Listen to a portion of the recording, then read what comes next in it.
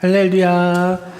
네, 감사합니다. 여러분, 복음은 영생의 기쁨을 주는 것이 바로 복음입니다. 근데 죽어서만 누리는 것이 복음의 기쁨이 아니라 현세를 살아가는 우리들에게도 복음은 역사하고 우리의 삶에 영향을 끼칩니다. 오늘 복음을 통해서 한 가정이 회복되고 하나님께 돌아오는 그 역사적인 내용을 오늘 함께 나누어 보려고 합니다. 7년간 한 여자만 바라보며 죽자 살자 일을 한 사람이 있습니다. 이 남자는 7년간 일을 하고 난 후 친혼 첫날 밤에 자기가 기다렸던 아내와 밤을 보낸 줄 알았습니다. 하지만 아침에 일어나 보니 다른 여자가 옆에 있는 것 아니겠습니까? 장인의 속임에 넘어가 사랑했던 여인이 아닌 다른 여자와 밤을 보내게 된 것입니다. 그래도 그는 그 여인을 포기하지 않고요. 다시 7년을 채우고 난 뒤에 원하는 여인을 얻게 되었습니다. 자신이 원하는 이 여인을 얻기 위해 14년을 노예처럼 일했던 한 남자의 이야기였습니다. 누구일까요? 네, 야곱입니다. 야채곱창이 아니고요. 야곱입니다. 야곱의 가정은 처음부터 속이고 삐그덕거리는 가정이었습니다. 그리고 야곱은 속아서 결혼한 레아를 증오하고 정말로 미워했습니다. 그러나 태의 문은 레아에게만 열려 자식들이 줄줄이 레아에게 태어나게 되었습니다. 라헬은 야곱의 사랑을 받았지만 자식이 없는 것을 시기하였고요. 그래서 시종 빌하를 주어서 자녀를 얻으려고 하였습니다. 이어서 레아도 질세냐 싶어서 실바를 주어서 자녀를 얻게 하죠. 야곱에게 갑자기 아내 4명이나 생겨나는 결과가 주어졌습니다. 이런 상황에서도 야곱은 라헬만을 사랑했습니다. 나머지는 사랑을 받지 못하는 뒷방 신세가 되어버린 것이죠. 자식이 많아 있어도 라헬에게는 허전한 것이 있었습니다. 자녀가 없었다라는 게 허전한 것이었죠. 라헬은 애쓰고 애써서 레아의 합한체를 통해 겨우 요셉을 낳게 됩니다. 그러나 다른 종들도 자녀를 둘씩이나 낳은 모습을 보고 나는 좀 뭔가 부족한 것 같아 라는 생각에 자녀 하나를 더 낳기 위해 아버지의 집에서 훔쳐온 드라빔이라는 우상을 통해 하나를 더 낳으려고 했습니다. 그러나 우상에게 빌어서 자식을 더 얻을 계획은 자신의 생명을 잃음으로 말미암아 모든 것을 잃어버리게 되는 결과를 낳게 됐죠. 죽으면 남편의 사랑이 무엇이 필요가 있을까요? 이러한 갈등 속에 태어난 자녀들을 한번 생각해 보십시오. 4명의 아내들 가운데서 태어난 자식들 12명의 사이가 친하고 좋았을 리가 없었습니다. 그런 중에 또 야곱은 요셉만을 사랑했고 형제 간의 사이는 더 멀어져만 갔죠. 에서가 야곱을 죽이러 올 때도 맨 앞에 총알바지로 여종과 아들들을 세웠습니다. 그리고 레아와 자녀들, 맨 뒤에는 자기와 라헬의 자녀를 세웠습니다. 모든 사람들이 분명히 에서가 자신들을 죽이러 온다라는 사실을 알고 있는데도 불구하고 야곱은 그 앞에 모두를 세운 것이죠. 죽음의 사지에 맨 앞에 자신들을 세웠을 때 후첩들과 자녀들의 마음이 어땠을까요? 아버지를 향한 미움이 정말로 컸었을 것입니다. 이러한 상황에서 야곱은 요셉을 극도로 사랑하는 모습을 보입니다. 야곱도 어머니를 야이어 기댈 상대가 없었던 것 같아요. 그래서 아버지의 품에 꼭 안겨 있었습니다. 형들을 고자질하고 미움을 받고요. 더 나아가 야곱은 그에게 채색 옷을 입히는 모습을 보입니다. 채색 옷은 집안의 상속자라는 의미입니다. 지금 앞에 있는 형들 10명을 제끼고 11번째 아들이 자기 유산을 상속받을 상속자로 세워진 것이죠. 요셉은 꿈 이야기까지 함으로 형들의 미움의 정점을 찍어버리게 됩니다. 형제들뿐만 아니라 부모님들도 자신에게 절을 했다고 말한 것이죠. 이 모습을 본 장남 루벤의 마음은 어떠했을까요? 속이 뒤집혀졌을 것입니다. 그 당시에도 법이 있었기 때문이에요. 장남이 다른 형제들의 받는 유산의 2배를 상속하는 법이 있었습니다. 법이 있었음에도 불구하고 야곱이 그 법을 무시한 채 11번째 꽁지 아들에게 모든 것을 기대하고 그에게 유산을 상속해 주었을 때 이 루벤의 마음은 삐뚤어지기 시작했습니다. 창세기의 말씀을 뒤에 보면요, 이후 이 삐뚤어지는 마음 때문에 루벤은 자기의 서모였던 비라와 간통을 하는 그런 죄악을 범하는 루벤을 보게 됩니다. 이처럼 야곱의 집안은 완전히, 여러분 이런 가정을 뭐라고 하죠? 콩가루 집안이라고 하죠. 콩가루 집안이었습니다. 가족은 온전히 사랑으로 한 몸을 이루어야 하는데 야곱의 가정은 완전히 분열되어 있었죠. 이러한 가정을 사단은 자신의 종으로 삼아버립니다. 사단이 지배하고 다스리는 가정이 되어버린 것이죠. 사단은 형들의 마음을 사로잡고 요셉을 죽이려는 음모를 꾸미게 됩니다. 왜냐하면 사단은 죄가 있는 곳에 달려들기 때문입니다. 마치 오물이 있는 곳에 파리가 모이는 것처럼 죄가 있는 곳에, 미움이 있는 곳에, 분노가 있는 곳에 사단이 달려듭니다. 이 형들의 죄된 마음에 사단이 달려든 거죠. 그리고 사단이 달려들고 나면 그 가정에는, 그 사람에게는 불행이 시작됩니다. 어떤 일이 일어났을까요? 야곱은 식량을 싸가지고 형들에게 요셉을 보내게 됩니다. 이 사건을 통해 야곱은 요셉을 잃게 되는데요. 요셉의 형들은 그를 노예 상인에게 팔아버립니다. 그리고 형들은 요셉이 죽었다고 아버지에게 거짓말을 하죠. 요셉의 소식을 들었을 때 야곱의 반응을 한번 말씀을 보면서 살펴보도록 하겠습니다. 창세기 37장 33절에서 35절까지의 말씀입니다. 함께 읽어보겠습니다. 시작. 아버지가 그것을 알아보고 이르되 내 아들의 옷이라 악한 짐승이 그를 잡아먹었도다. 요셉이 분명히 찢겼도다 하고 자기 옷을 찢고 굵은 배로 허리를 붓고 오래도록 그의 아들을 위하여 애통하니 그의 모든 자녀가 위로하되 그가 그 위로를 받지 아니하여 이르되 내가 슬퍼하며 수올로 내려가 아들에게로 가리라 하고 그의 아버지가 그를 위하여 울었더라. 옛말의 부모는 그 뒷산에 묻고 자식은 죽으면 가슴에 묻는다라고 하죠. 그래서 야곱은 요셉이 죽었다라는 사실을 들은 이후부터 마음속에 평안한 날이 없었습니다. 늘 멍하니 눈물만 흘리며 오랜 세월을 보내게 되었죠. 특별히 요셉은 야곱이 정말로 사랑했던 라헬의 아들, 자신의 아들이었기 때문에 그 충격은 더욱더 컸습니다. 형들은 요셉이 눈앞에서만 사라지면 이 가정에 행복이 올 줄 알았습니다. 요셉, 너만 없으면 될 거야. 꼭 그렇지는 않은 것 같습니다. 행복이 오지 않았어요. 날마다 정신병자처럼 멍하니 아들만 쳐다보고 눈물 흘리는 아버지의 모습을 바라보는 자녀들의 모습은, 마음은 어떻겠습니까? 아버지에게 너무 미안했을 것입니다.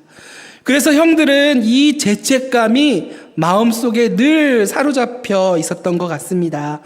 나중에 이 형들이 애굽에 찾아와서 요셉을 만날 때 그들에게 갑자기 힘든 일이 생기는데요.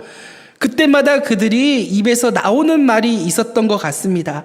창세기 42장 21절 말씀은 그들의 입에서 어떤 말이 항상 나왔는지 유추하게 되는데요. 우리 한번 말씀을 읽어보겠습니다. 시작. 그들이 서로 말하되 우리가 아우의 일로 말미암아 범죄하였도다. 그가 우리에게 애걸할 때에 그 마음의 괴로움을 보고도 듣지 아니하였으므로 이 괴로움이 우리에게 임하도다. 이 형들은 자신들이 힘든 일이 생기면 요셉을 이렇게 했기 때문에 내가 고생을 당하는 거야.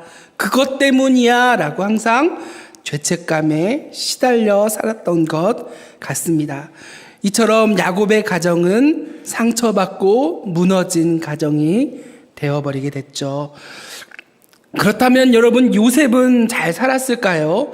그렇지 못했습니다. 요셉은 애굽에 팔려간 보디발 장군의 집에서 종살이를 합니다. 아무도 모르는 곳에, 언어도 통하지 않은 곳에, 낯선 곳에 종으로 팔려가서 외로움이 요셉을 감싸게 되었습니다. 요셉은 이처럼 외로움의 종노릇하고 있었던 것이죠. 요셉의 외로움이 씻겨져 나가는 때가 언제이냐면 창세기 4장 51절에 나오는데 바로 므낫세를 낳았을 때라고 합니다. 므낫세의 이름은 잊어버렸다라는 이름의 뜻인데요. 무엇을 잊었냐 하면은 말씀에 나오는데 우리 말씀을 같이 한번 읽어보겠습니다. 시작. 요셉이 그의 장남의 이름을 므낫세라 하였으니 하나님이 내게 내 모든 고난과 내 아버지의 온 집을 잊어버리게 하셨다 함이요. 네, 므낫세를 낳았을 때야 비로소 나의 모든 고난과 나의 아버지 온 집안의 일을, 형들에 대한 일을 잊어버리고 내려놓게 되었다라고 고백합니다. 므낫세를 낳기 전에는 요셉은 계속해서 이 고통 때문에, 분노 때문에 외로워하고 고통스러워했던 사람이었죠. 이처럼 미움과 분열과 다툼이 있는 가정 가운데 모든 가족이 다 불행해졌습니다. 그런데 모든 형제들이 죄책감에 눌려 있고 야곱이 자기 자신이 자식을 죽였다라는 죄책감에 눌려 있고 아들을 잃은 슬픔이 있는데 그 가나안 땅에 흉년까지 찾아오게 됩니다. 가난함까지 찾아오게 된 것이죠. 우리 가정들을 잘 보면 잘 살다가 가난하게 되는 이유가 서로 분열하고 다투기 시작할 때 그런 것 같습니다. 마귀는 우리들이 하나님께서 우리들에게 베푸신 부유함을 다 도둑질해 가는 도적이라고 얘기합니다. 하나님께서 우리에게 주신 건강까지도 도적질해 가죠. 가족들 사이에 다툼과 분열이 있으니 마귀가 찾아와 도적질하고 노략질하는 것이었습니다. 형제들의 마음을 갉아먹고 심지어 그들 안에 있는 물질적 부유함마저 다 갉아먹어 버리게 된 것입니다. 이제 야곱의 가정은 더 어려움 속에 빠져버리게 되었습니다. 이런 깨어지고 죄짐에 눌려있는 야곱의 가정을 회복시키기 위해서 하나님께서는 이 가정에 복음으로 역사하기 시작하셨습니다. 하나님께서는 우선 이 가정을 회복시키기 위해서 누구를 준비하셨냐면 요셉을 준비시키십니다. 요셉은 고난을 통해서 하나님 앞에서 연단을 받고 성숙한 인격의 사람으로 변화가 됩니다.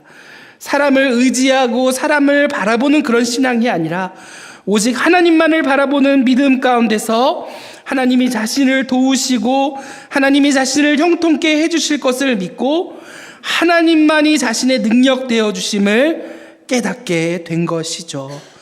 하나님만이 이 깨어진 가정을 회복시켜 줄 수 있음을, 자신을 만져주실 수 있음을 요셉은 이 고난의 기간 동안 깨닫게 된 것입니다. 그것은 나중에 요셉이 연단을 받고 난 이후에 야곱의 집안의 흉년과 어려움, 물질적인 문제를, 가난의 문제를 해결할 자로 하나님께서 애굽 땅에서 준비시켜 놓은 사람이 바로 요셉이었다라는 것입니다. 하나님께서는 요셉을 애굽의 총리로 세우면서 형들에 대한 미움과 원망의 마음까지 하나님께서 직접 만지셔서 다 치료해 놓으셨습니다. 이러한 치유를 통해서 요셉은 애굽에 팔려오게 된 것이 자신이 당한 고난이 하나님께서 자신을 통해 가족들을 구원하시기 위한 것이라는 것을 깨닫게 된 것이죠. 요셉은 이렇게 고백합니다. 창세기 45장 7절에서 8절 말씀입니다. 우리 한번 말씀을 같이 읽어보겠습니다. 시작! 하나님이 큰 구원으로 당신들의 생명을 보존하고 당신들의 후손을 세상에 두시려고 나를 당신들보다 먼저 보내셨나니 그런즉 나를 이리로 보낸 이는 당신들이 아니요 하나님이시라. 하나님이 나를 바로에게 아버지로 삼으시고 그 온 집에 주로 삼으시며 애굽 온 땅의 통치자로 삼으셨나이다. 이처럼 요셉은 고난 속에서 만난 하나님을 통해 회복된 사람이 되었습니다. 그런데 요셉을 통해서 외적으로 부유하고 풍성한 환경이 구성되었다고 해서 여러분 요셉만 회복된 것이지 야곱의 가정은 회복된 게 아니었습니다. 야곱의 가정도 무슨 역사가, 복음의 역사가 일어나야만 했던 것이었습니다. 야곱의 가정에 13년 동안 야곱의 가정은 어떤 일이 일어났을까요? 하나님께서는 요셉을 애굽에서 준비시켰었던 것처럼 가나안 땅에서도 야곱의 가정을 준비시키셨습니다. 요셉은 하나님께서 분명 가나안 땅에서 하나님께서 무엇인가를 준비시켰을 것이라는 것을 기대하고 형들을 시험하기 시작했습니다. 이 형들이 요셉을 미워했듯이 베냐민도 여전히 똑같이 미워하고 있지는 않을까, 이것을 확인해 보고 싶었던 것 같습니다. 그래서 형들에게 이런 질문하죠. 형제가 몇이냐? 라고 물어보시죠. 제 목소리가 웃겼나요? 형제가 몇이냐? 라고 물었습니다. 네. 그래서 형들은 이렇게 고백하죠. 11째는 잃어버렸고 지금 막내는 아버지와 함께 있는데 아버지가 너무나 아껴서 데리고 올 수가 없었습니다. 그래도 요셉은 베냐민을 데려오라고 형들에게 닥달합니다. 요셉은 형들을 시험하고 있었던 것이죠. 형들이 아버지를 향한 마음과 동생 베냐민을 향해서 어떤 마음을 지금도 품고 있는지 확인하고 싶은 것이었습니다. 그래서 요셉은 시므온을 볼모로 잡아 나머지 형들을 보내게 됩니다. 돌아가서요, 식량이 다시 또 떨어지게 되었어요. 그래서 다시 애굽으로 돌아갈 수밖에 없었습니다. 이제 돌아가려면 누가 필요하다고 했죠? 베냐민이 필요하다고 했죠. 루벤이 베냐민을 아버지에게 내어달라고 합니다. 아버지 베냐민을 내어주십시오. 그를 데려가야만 합니다.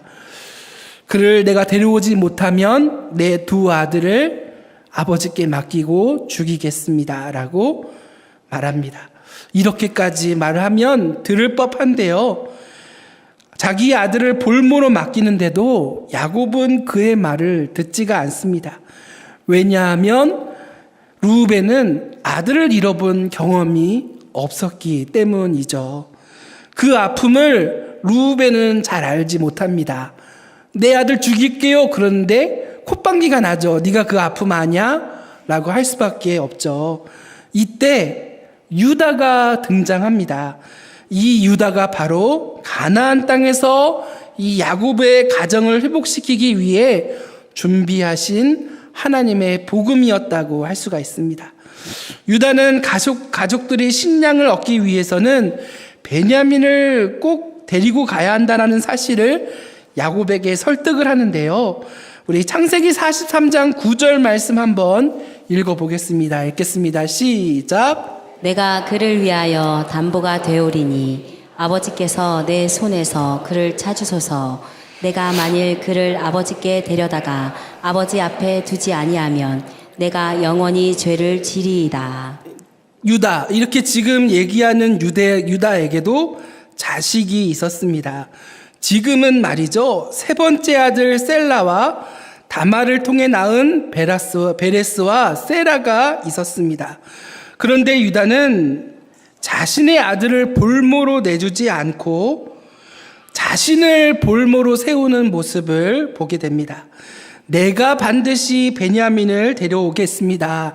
내가 죽겠습니다. 라고 말을 합니다. 그런데 놀라운 것은 야곱이 유다의 말을 들었다라는 것이죠. 왜 야곱은 유다의 말을 들었던 것일까요? 그 이유를 성경은 분명히 제시해주고 있습니다. 창세기 38장 읽어본 적 있으시죠? 창세기 38장은 유다가 가나안 여인을 얻으며 시작합니다. 이방인과 결혼을 하기 때문에 하나님의 노함을 사게 됩니다. 그리고 이 여인은 곧 죽어버리죠. 죽고 난 후에 아들 셋이 있었는데 이 세 아들 가운데 첫째와 둘째도 하나님의 심판을 받아 죽어버리게 되었습니다.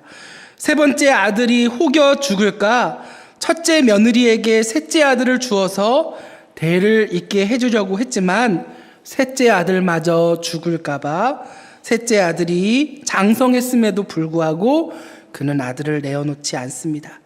그래서 다말이 꾀를 써가지고 유다와 동침하여 베레스와 세라를 낳게 된 거죠. 그 사건이 38장에 기록되어 있습니다. 유다는 자녀를 잃어버린 슬픔을 이때 겪게 된 것입니다.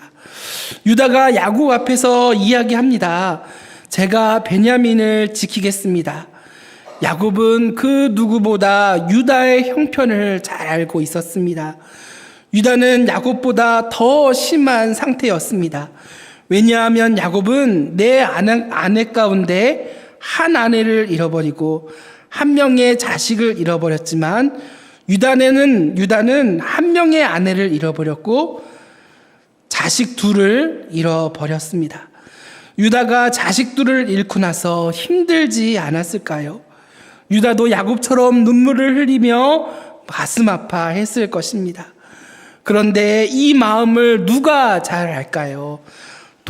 동병상련이라고 야곱은 그 누구보다 유다의 마음을 잘 알고 있었습니다. 그 유다가 아버지 앞에 와서 베냐민을 책임지겠다고 하는 것이었습니다. 이 말을 할 때 야곱은 베냐민을 내어줄 수밖에 없었습니다. 왜냐하면 이 둘은 자식을 잃은 마음을 너무나도 잘 알았기 때문이죠. 형제들은 이제 베냐민을 애굽에 데리고 왔습니다. 평생 동안 동생을 돌보지 못했던 섭섭한 마음을 잘해주고 싶었던 것 같습니다. 그래서 특별히 자기네 집으로 초청합니다. 그래서 잔치상을 배설하고 베냐민에게는 형제들보다 5배나 더 주었습니다.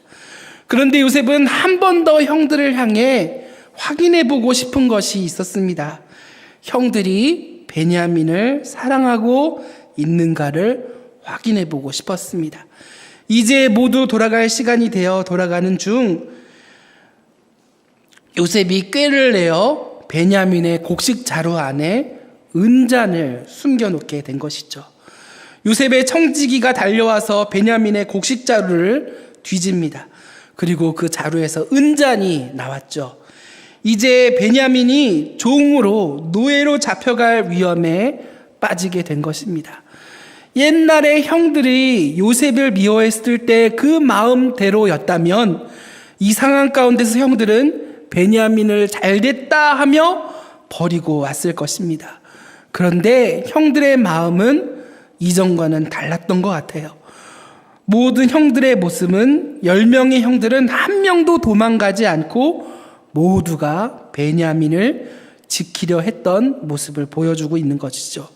그 모습을 요셉이 보았을 때 마음이 많이 녹았을 것입니다.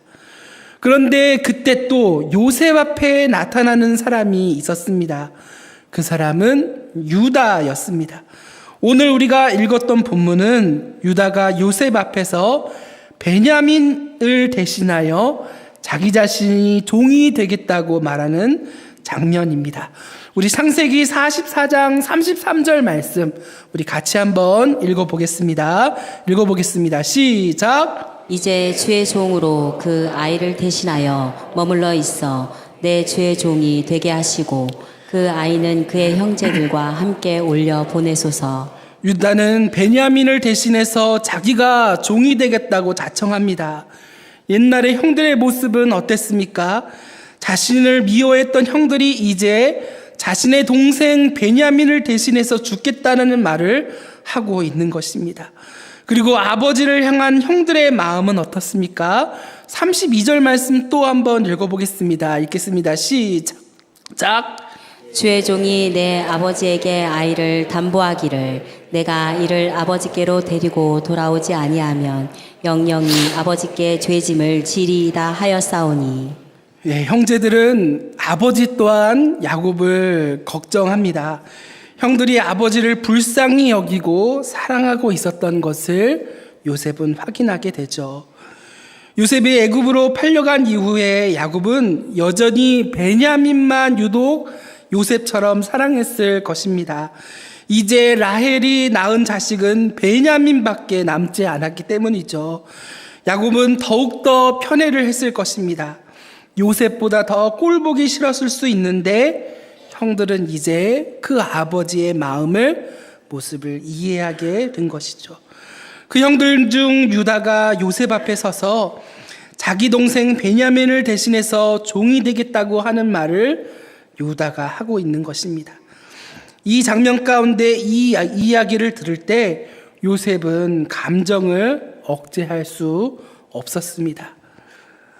하나님께서 가나안 땅에 있는 가족들에게 이루어 놓으신 놀라운 이 복음의 능력, 하나님께서 만지신 회복의 모습을 보며 눈물을 요셉은 흘렸습니다. 형들은 아버지를 걱정하고 있고요. 여전히 편애를 하고 있음에도 아버지를 이해하며 걱정하게 된 모습이죠. 그리고 여전히 사랑을 독차지하고 있었지만 베냐민 또한 사랑하고 걱정하고 있었습니다. 이 모습을 바라보며 요셉의 마음은 완전히 녹아버립니다. 그리고 나서 이제 자신을 밝히게 됩니다. 여러분, 이 사건 가운데 한 명을 더 주목해 봤으면 좋겠습니다. 바로 베냐민입니다. 베냐민의 입장에서 한 번 더 생각해 봤으면 좋겠습니다. 자기의 자루에서 은잔이 발견되었습니다. 이것은 누가 죽는 것입니까? 바로 베냐민 자신이 죽는 것이죠. 그런데 그때 자기를 대신해서 유다가 죽겠다고 종이 되겠다고 나선 것입니다.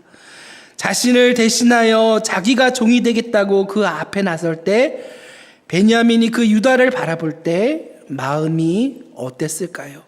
형이 너무 고마웠을 것입니다. 베냐민의 마음속에는 형에 대한 은혜와 사랑을 평생 잊지 못했었을 것입니다.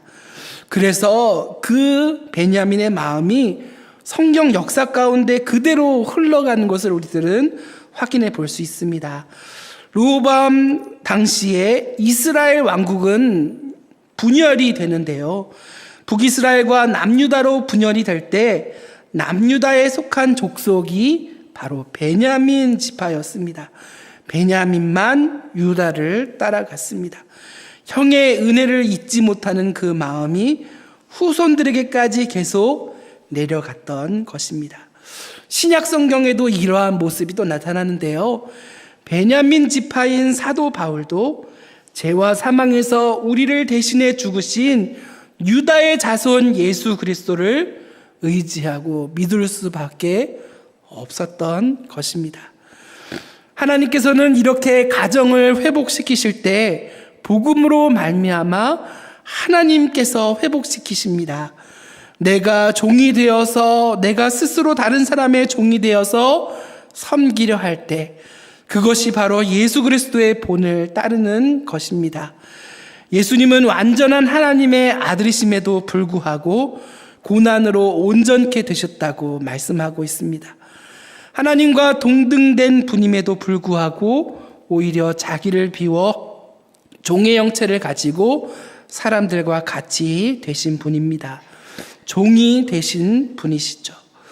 유다가 아버지를 살리기 위하여, 동생 베냐민을 살리기 위하여 종이 되신 것처럼 예수님도 종이 되셨습니다. 예수님의 종되심을 통하여 예수님은 우리 인류를 구원하셨습니다. 예수님께서 종이 되어 자신을 낮추심으로 말미암아 복음의 역사가 우리들 가운데 들어오게 된 것입니다. 여러분, 우리도 마찬가지입니다. 길이요 진리요 생명 되신 예수님을 따라 우리도 마찬가지로 종이 되어야 합니다.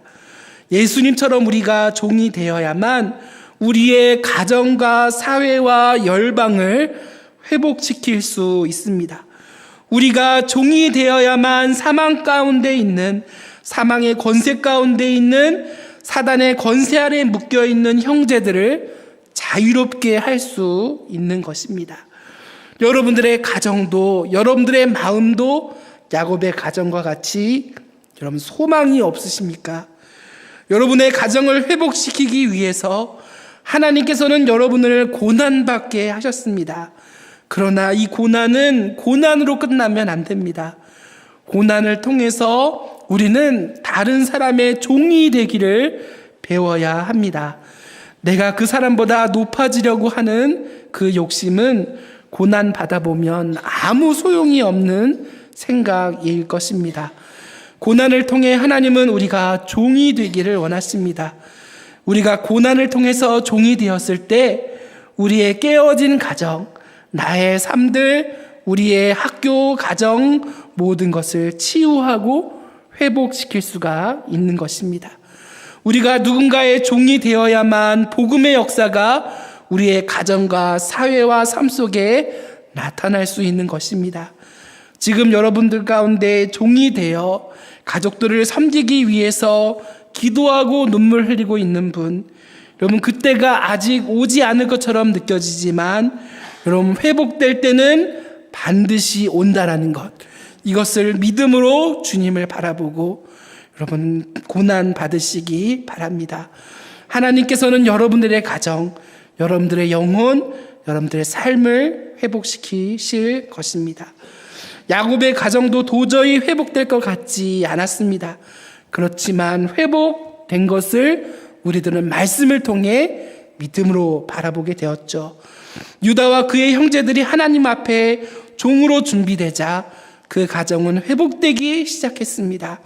여러분들의 희생과 고난을 통해 가정의 복음이 역사할 때 여러분들의 가정은 반드시 회복될 것이기에 종으로 형제를 자유롭게 하는 그 은혜의 도구가 되십시오. 잠시 기도하겠습니다. 하나님, 내가 종이 되기를 원합니다. 나의 모든 자존심을 내려놓게 하여 주시옵소서. 하나님이 고난 가운데 하나님의 때를 기다릴 수 있는 인내를 주시옵소서. 하나님, 나의 고난이 나의 가정을 살리고 다른 가정을 살리는데 쓰임받게 하여 주시옵소서. 예수님의 이름으로 기도드리옵나이다. 아멘.